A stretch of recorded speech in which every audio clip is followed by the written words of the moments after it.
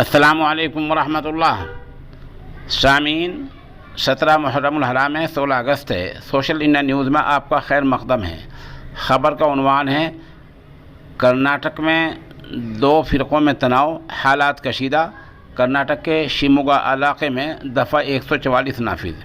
بتا دیں کہ 24 گھنٹے پہلے یوم آزادی کے موقع پر ٹیپو سلطان کی ہوردنگ اور ساورکر کی ہوردنگ لگانے کو لے کر 2 فرقوں میں تناؤ پیدا ہوا ہے، جہاں اضافی پولیس فورس یعنی زیادہ پولیس والے تعینات کر دیے گئے ہیں اور تناؤ کو بڑھنے سے روکنے کے لیے دھارا 144 لاگو کر دی ہے۔ معاملہ شیموگا کے عامر احمد سرکل کا ہے۔ پولیس کے مطابق عامر احمد سرکل پر ایک گروپ لائٹ کے کھمبے پر ساورکر کی ہوردنگ لگانا چاہ رہا تھا، وہیں دوسرا گروپ اسی جگہ پر میسور کے حکمراں ٹیپو سلطان کی تصاویر لگانا چاہتا تھا۔